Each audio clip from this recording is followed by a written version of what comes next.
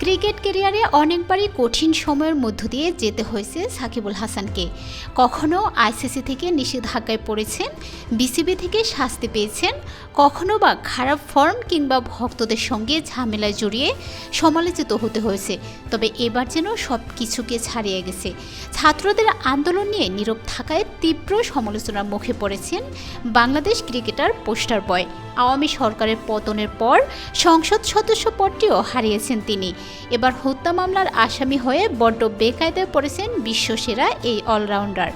এমন অবস্থায় তার ক্রিকেট ক্যারিয়ারের পাশেই জ্যোতিচিহ্ন পড়ার মতো অবস্থা হয়ে গেছে। বিপদের এই মুহূর্তে বাংলাদেশের তারকা ক্রিকেটারদের পাশে পাচ্ছেন সাকিবুল হাসান। রাওয়ালপিন্ডিতে এই মুহূর্তে পাকিস্তানের বিপক্ষে সিরিজের প্রথম টেস্টে খেলেছেন সাকিব। এরই মধ্যে সাকিবের বিরুদ্ধে পোশাক শ্রমিক রুবেল হত্যা মামলার দায়ের হয়েছে আদাবর থানায়। অথচ যে সময় ৭ আগস্ট রুবেল গুলিবিদ্ধ হয়ে নিহত হয়েছেন, তখন সাকিব দেশের বাইরে ছিলেন। একসময় জাতীয় দল সতীর্থ পেসার রুবেল হোসেন এক পোস্টে লিখেছেন, বাংলাদেশের রাজনীতিতে সবচাইতে অভাগা একজন রাজনীতিবিদ, যার ৬ থেকে ৭ মাস রাজনীতির ক্যারিয়ারে ৫ মাসের মতোই ছিলেন দেশের বাইরে। আপনি সংসদ সদস্য হয়ে কিছু পাওয়ার চেয়ে হারিয়েছেন অনেক কিছু। বাংলাদেশের সমস্ত ক্রিকেটার আপনার পাশে আছে। সাকিব ক্রিকেটেই সুন্দর, রাজনীতিতে নয়। সাকিবকে নির্দোষ দাবি করে নিজের ভেরিফাইড ফেসবুক পেজে বিজয় লিখেছেন, সাকিব ভাই, বাংলাদেশের ক্রিকেটে আপনার অবদান অনস্বীকার্য।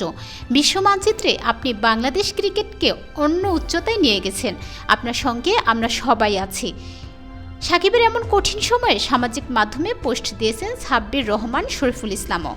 ফেসবুকে সাব্বির লিখেছেন, সাকিবুল হাসান, যার জন্য বিশ্ব ক্রিকেট বাংলাদেশকে চিনে। শ্রদ্ধা, ভালোবাসা থাকবে সব সময়।